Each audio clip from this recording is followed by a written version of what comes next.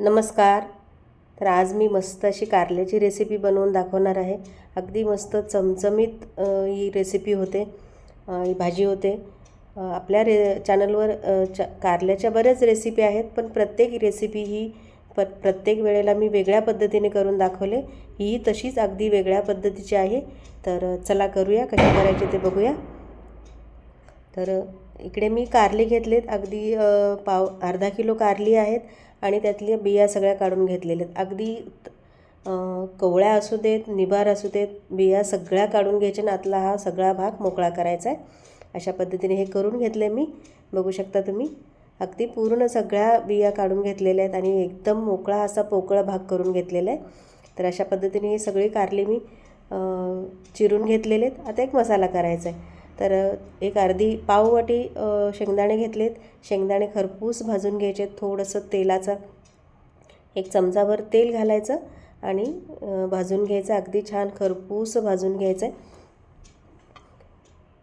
एक चमचाभर तेल घातलं, छोटा चमचा तेल घातलं. तेल घातल्यामुळे काय होतं, सगळे जे आपण शेंगदाणे भाजणार आहे ना, छान असे खमंग भाजले जातात आणि चव खूप छान येते त्याची.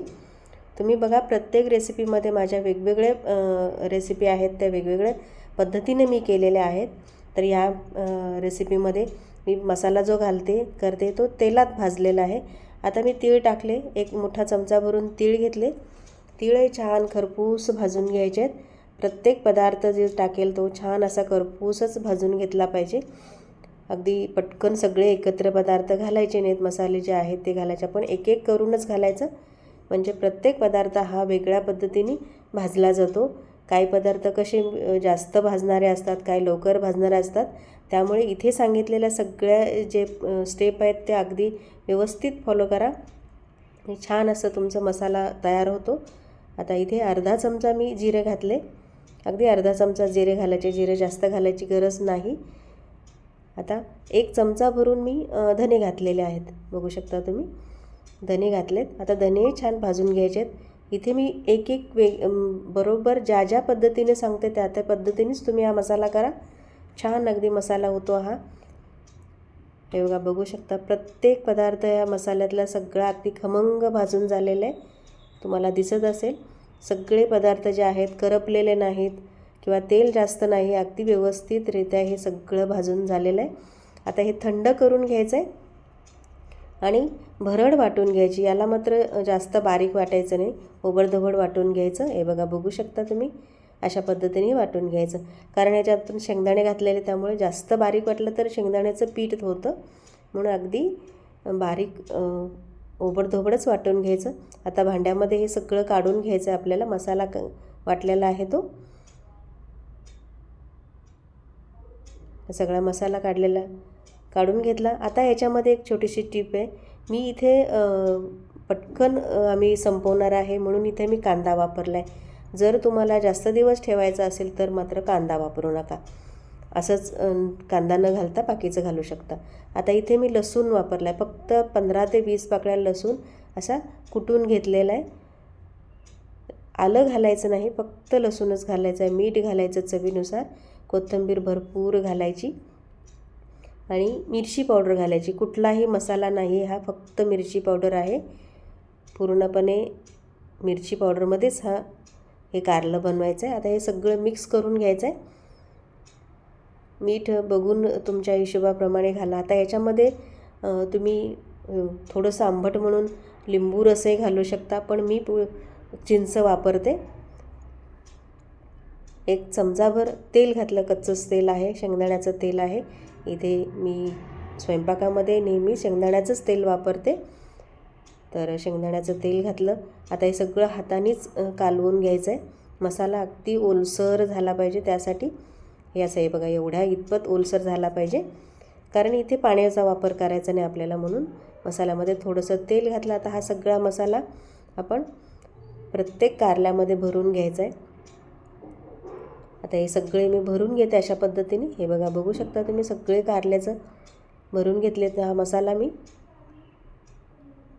पूर्णपणे हे भरलं पाहिजे, कारल्याचा मसाला अशा पद्धतीने भरून घ्यायचा. आता कढईमध्ये तेल घालायचं. एक मोठे 2 पळी तेल वापरले मी. तेल थोडंसं जास्त लागतं कारण आपण पाण्याचा थेंबही घालणार नाही, फक्त तेलात हे शिजवून घ्यायचं आहे. तर आता मसाल्याचं जे मसाला आपण भरलेला आहे ते मसाल्याची बाजू सध्या वर ठेवायची. सगळे कारले आहेत ते मसाल्याचं भाग आहे तो वरच ठेवून असं तेलात सोडून घ्यायचे हे सगळे कारले. गॅस मध्यम ठेवायचा. आणि आता ही सगळी कारली मी तेलामध्ये सोडून घेतली. बाकीचा राहिलेला मसाला थोडासा आहे तो वरून केला. आता याला मात्र अजिबात हलवायचं नाही, चमचा लावायचा नाही किंवा पळी काही लावायचं नाही. गॅस मध्यम ते एकदम बारीक केला तरी चालेल, अशाच पद्धतीने हे ठेवून घ्यायचं आणि त्याला झाकून एक 5 ते 7 मिनिट याला वाफ देऊन घ्यायचे. एक 5 ते 7 मिनिट झालेत. पुन्हा एकदा उघडून बघायचं. खालची बाजू पूर्णपणे तेलात तळून निघाली. आता आपण ही बाजू पलटी करायची आहे. तर सावकाश, अगदी अजिबात जास्त उलथन हलवायचं नाही किंवा हा मसाला जो आहे तो जास्त हलवायचा नाही. अगदी सावकाश पद्धतीने एक कारल्याची बाजू आहे ती जी मसाल्याची बाजू आता खाली करायची, खालची बाजू अशी वर घ्यायची. सगळं उलथण्याने हे असं करून घ्यायचं. अजिबात घाई करायची नाही, अगदी सावकाश करायचं, नाही तर मग तो आपण कारल्यामध्ये जो भरलेला मसाला असतो तो बाहेर येतो. हे बघा अशा पद्धतीने. जर तुम्हाला हे असं मसाला बाहेर येतो असं वाटत असेल तर तुम्ही पहिल्यांदा करत असाल तर काय करायचं, हे सगळा मसाला भरायचा आणि अगदी धाग्याने बांधून घ्यायचं आणि मग फोडणीला घातलं तरी चालेल. शिजवून झाल्यानंतर तो धागा सोडून घ्यायचा. पुन्हा आता झाकून ठेवलेले मी एक 7 ते 8 मिनिट आणि आता बघू शकता तेल पूर्णपणे वर आले आणि कारलं छान सगळीकडून शिजले, अगदी मऊ झाले. पाणी कुठलंही अजिबात पाणी वापरलेलं नाही, वाफही जास्त भांड्याला येऊ द्यायची नाही. हे बघा बघू शकता तुम्ही, अशा पद्धतीने मस्त असं हे कारलं तयार होतं.